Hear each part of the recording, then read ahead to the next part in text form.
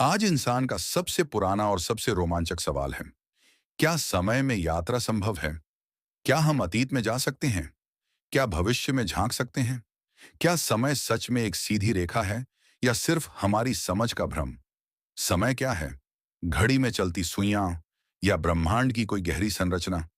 आज हम विज्ञान, तर्क और आधुनिक भौतिकी के आधार पर समझेंगे कि टाइम ट्रैवल संभव है या नहीं, और अगर है तो किस रूप में। सबसे पहले यह समझना जरूरी है कि समय आखिर है क्या। न्यूटन के अनुसार समय एक एब्सोल्यूट चीज थी। समय हर जगह एक जैसा बहता है, चाहे आप पृथ्वी पर हों या अंतरिक्ष में। लेकिन आइंस्टाइन ने इस सोच को पूरी तरह बदल दिया। आइंस्टाइन ने बताया कि समय कोई स्वतंत्र चीज नहीं है। समय स्पेस के साथ जुड़ा हुआ है। इसे कहते हैं स्पेस टाइम। इसका मतलब यह है कि समय खींच सकता है, धीमा हो सकता है, तेज हो सकता है। यानी समय रिजिड नहीं, फ्लेक्सिबल है। अब सवाल उठता है, अगर समय फ्लेक्सिबल है तो क्या हम उसमें यात्रा कर सकते हैं? आइंस्टाइन की स्पेशल रिलेटिविटी कहती है कि अगर कोई वस्तु प्रकाश की गति के करीब चले तो उसके लिए समय धीमा हो जाता है।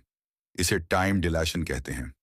इसका मतलब यह है कि अगर कोई अंतरिक्ष यात्री बहुत तेज रफ्तार से यात्रा करे और वापस आए, तो पृथ्वी पर मौजूद लोगों की तुलना में वह कम उम्र का होगा।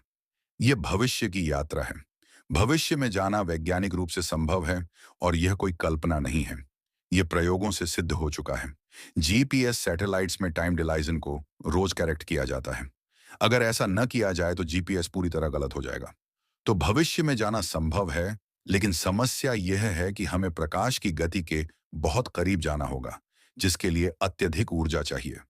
अभी हमारी तकनीक इतनी एडवांस नहीं है कि इंसान को उस गति तक ले जा सके, लेकिन सिद्धांत रूप से फ्यूचर टाइम ट्रैवल पॉसिबल है। अब आते हैं अतीत की यात्रा पर, जो ज्यादा जटिल और विवादित है। अतीत में जाना मतलब कॉजलिटी को तोड़ना। अगर आप अतीत में जाकर किसी घटना को बदल दें, तो वर्तमान कैसे अस्तित्व में रहेगा? इसे ग्रैंडफादर पैराडॉक्स कहते हैं। अगर आप अतीत में जाकर अपने दादा को मार दें, तो आप पैदा ही नहीं होंगे। तो आप अतीत में गए कैसे? यह पैराडॉक्स दिखाता है कि पास्ट टाइम ट्रैवल लॉजिकल समस्याएं पैदा करता है, लेकिन जनरल रिलेटिविटी कुछ अजीब संभावनाएं खोलती है। आइंस्टाइन के समीकरण बताते हैं कि अगर स्पेस टाइम को बहुत ज्यादा मोड़ा जाए, तो क्लोज टाइम लाइक कर्व्स बन सकती हैं। इसका मतलब है कि स्पेस टाइम खुद अपने ऊपर मुड़ सकता है। ऐसे मामलों में थियोरेटिकली समय में पीछे जाना संभव हो सकता है।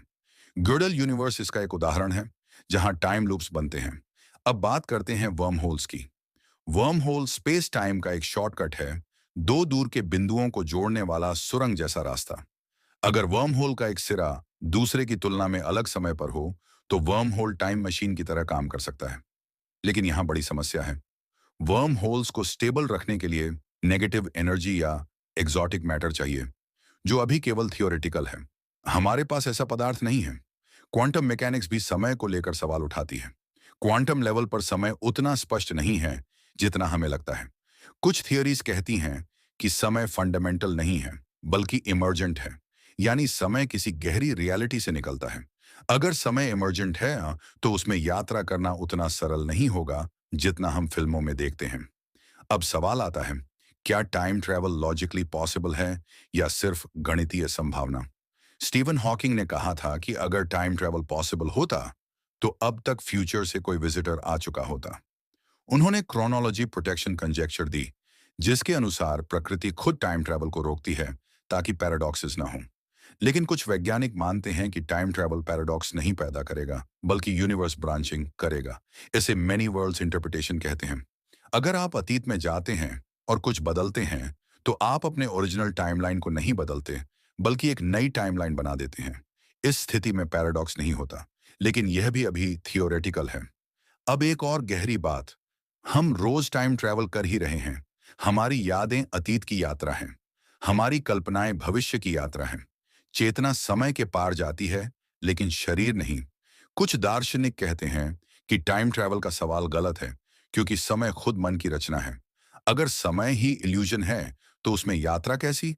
फिजिक्स कहती है कि टाइम ब्लॉक यूनिवर्स की तरह हो सकता है, जहां पास्ट, प्रेजेंट और फ्यूचर सभी मौजूद हैं। हम सिर्फ एक स्लाइस अनुभव करते हैं। अगर ऐसा है, तो समय में यात्रा का मतलब किसी दूसरी स्लाइस तक पहुंचना होगा, जो शायद कॉन्शियसनेस के स्तर पर संभव हो, लेकिन फिजिकल स्तर पर नहीं। अब प्रैक्टिकल रियलिटी पर लौटते हैं। आज की साइंस के अनुसार फ्यूचर टाइम ट्रैवल संभव है। पास्ट टाइम ट्रैवल अत्यंत संदिग्ध है। पास्ट में जाने के लिए हमें ऐसी कंडीशंस चाहिए जो यूनिवर्स को डिस्टेबलाइज कर सकती हैं। एनर्जी रिक्वायरमेंट्स, पैराडॉक्सीज और स्टेबिलिटी तीनों ही बड़ी समस्याएं हैं। तो क्या टाइम ट्रैवल कभी होगा? ईमानदार जवाब है, हमें नहीं पता। साइंस पॉसिबिलिटीज दिखाती है, गारंटीज नहीं। न्यूटन के समय में स्पेस ट्रैवल असंभव लगता था। आज हम अंतरिक्ष में हैं। हो सकता है भविष्य में टाइम ट्रैवल भी संभव हो, लेकिन शायद वह फिल्मों जैसा नहीं होगा। सबसे महत्वपूर्ण बात यह है कि टाइम ट्रैवल का विचार हमें समय की प्रकृति समझने पर मजबूर करता है। समय कोई साधारण बहती नदी नहीं है। समय एक गहरी संरचना है जो स्पेस, एनर्जी और कॉन्शियसनेस से जुड़ी है। हम समय के अंदर नहीं हैं, हम समय का हिस्सा हैं। शायद सबसे बड़ा भ्रम यह है कि हम सोचते हैं कि हम समय के बाहर जाकर उसे बदल सकते हैं। लेकिन हो सकता है कि हम समय से बाहर कभी जा ही न सकें। हो सकता है कि हर घटना पहले से स्पेस टाइम में अंकित हो, या हो सकता है कि हर क्षण नई संभावनाएं पैदा हो रही हों। तो क्या टाइम ट्रैवल पॉसिबल है? भविष्य में हाँ, सिद्धांत रूप से। अतीत में अभी नहीं, और शायद कभी नहीं।